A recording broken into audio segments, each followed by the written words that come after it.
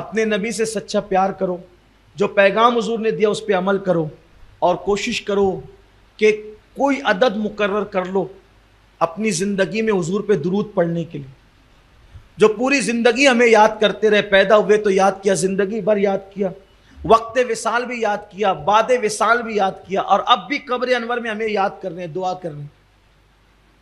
ہمارے بزرگ فرمایا کرتے تھے، بہت بڑے صوفی بزرگ، کہ حضور کی یاد تمہیں یوں ہی نہیں آتی، جب وہ تمہیں یاد کرتے ہیں تب وہ تمہیں یاد آتے ہیں۔ حضور نے آج ہمیں یاد کیا، اس لیے وہ یاد آ گئے، ہم ان کا ذکر لے کر بیٹھے۔ تو کوشش کیا کرو کہ اپنے آقا پہ درود پڑھا، کم سے کم 500 مرتبہ درود پڑھنے کی عادت ڈالو۔ 1000 بار پڑھو تو اور اچھا ہے۔ آپ کہیں گے اتنا کیسے؟ میں بار بار کہتا ہوں، صرف 20 منٹ کا ٹائم لگتا ہے 1000 بار درود پڑھنے میں۔ صلی اللہ علیہ وآلہ وسلم، یہ سب سے مختصر درود ہے۔ اگر آپ اس کو 100 بار پڑھو گے تو 2 منٹ لگیں گے، 1000 بار پڑھو گے تو 20 منٹ لگیں گے۔ کیا اپنے نبی کے لیے 20 منٹ نہیں نکال سکتے؟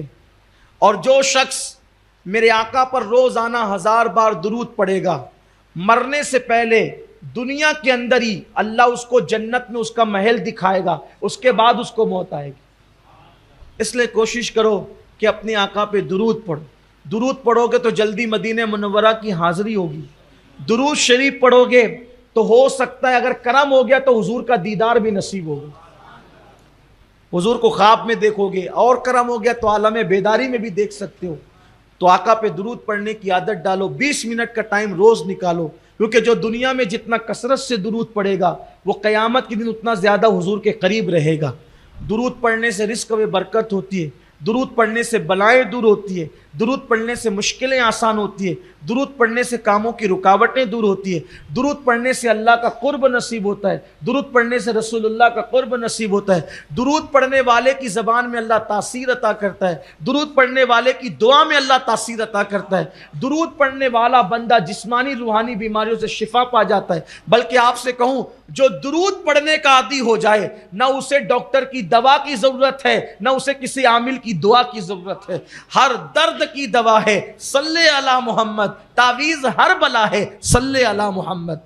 آپ پڑھ کر تو دیکھو، درود پڑھنے سے کڑوے کسیلے رس شہد کی مکھی کے پیٹ میں میٹھے ہو جاتے ہیں۔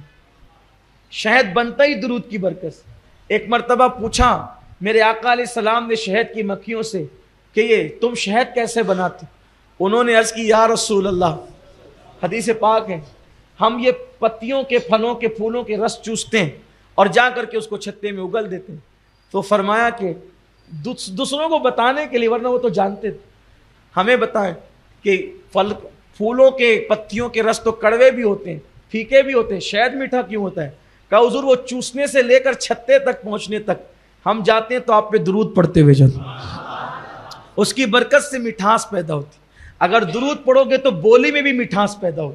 کسی نے ڈاکٹر اقبال سے پوچھا تھا کہ آپ کے اشعار میں اتنی تاثیر کیوں ہے، اتنی چاشنی کیوں ہے نا، کتنا اثر ہے ڈاکٹر اقبال کی اشعار کے اندر۔ اقبال کبھی کہتے ہیں، ہو نہ یہ پھول تو بلبل کا ترنم بھی نہ ہو، چمن دہر میں کلیوں کا تبسم بھی نہ ہو نہ ساقی تو پھر میں بھی نہ ہو، خم بھی نہ ہو، خیمہ افلاک کا استادہ اسی نام سے ہے، بزم ہستی تپش آمادہ اسی نام سے ہے، قوت عشق سے ہر پست کو بالا کر دے، دہر میں اسم محمد سے اجالا کر دے، کی محمد سے وفا تو نے تو ہم تیرے ہیں، یہ جہاں چیز ہے کہ اللہ و قلم تیرے ہیں، لوح بھی تو قلم بھی تو، تیرا وجود الکتاب۔